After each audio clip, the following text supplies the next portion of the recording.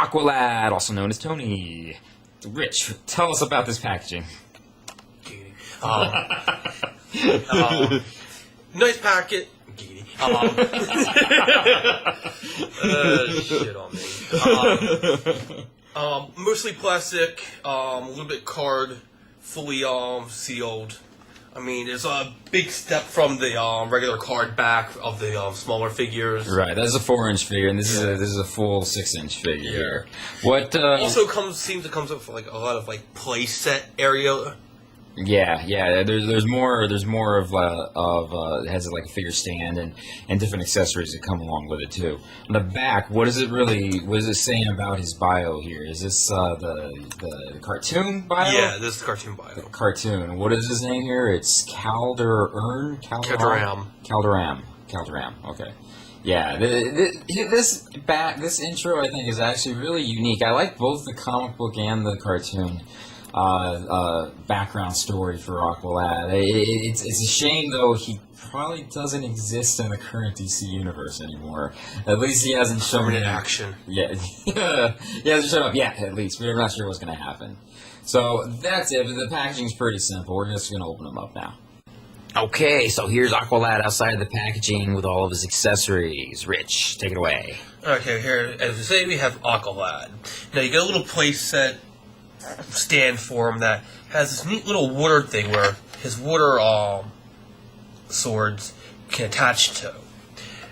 You can bend this thing to any which way you need to. It has a little metal part in it that allows you to bend it. And it attaches right into the water holders. Now, these could also come out of his hand, and they actually go into his backpack, like they do in the show. Are those? Are they called water bearers? Is that what something like that? Yeah, the water bearers. Okay. We should have Tony here to explain this. He would know it much better than we would. Yeah. You see, like most of the DC classic figures, you can move them all which way. Yeah, he's got up, down, side to side, feet, arms, hands, biceps, shoulders, head. Like everything just moves. Pretty nice. The waist, sides. Okay. How does the sculpt look? The sculpt is pretty nice, especially with the way they can do it with all the different joints of movement. All right, what about the paint schemes here?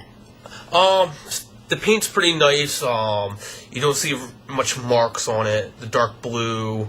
I can tell they did the water bearer marks on his arms blue, kind of like when he glows in the show. Right. Like normally they would be black.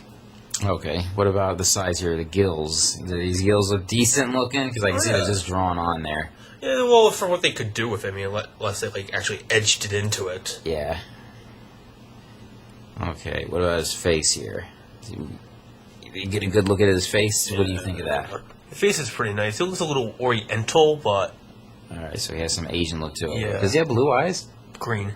Oh, they are green. Okay. Yeah. All right, Tony will like that. Yeah. You also see he comes with a very amount of different water tools. Okay, these are different accessories. Yeah.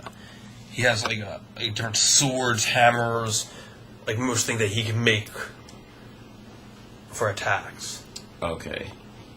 Now, according to his episode in Young Justice, where they went into a bit of a background with him, what exactly is his deal? What's going on with him? He's a mystic from Atlantis. Okay, and sorcery, and whatnot.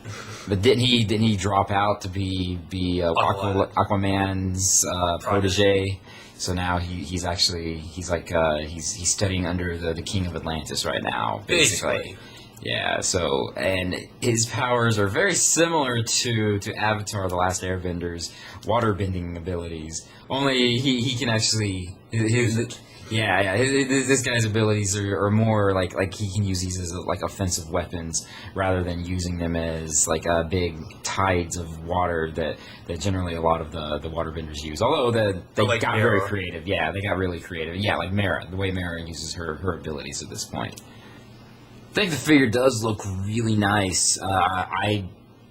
This one has much more articulation than the other Aqualad figure, which I wish I had as a comparison to show the two right now. But I honestly think the other Aqualad figure looks much better than this one. Yeah. Yeah, it's just because also it's a DC Direct figure too, so that's probably why. And the stand this came with is really nice. All of the 6-inch figures from the Marvel, the DC Young Justice toy line, the stands that they come in is really nice, especially with all the accessories that they come with too. I'm really impressed with all these. So it is really cool. And what figure are we both really waiting for that's coming out pretty soon? Arsenal. Art. Red Arrow. Quote unquote Red Arrow, yes.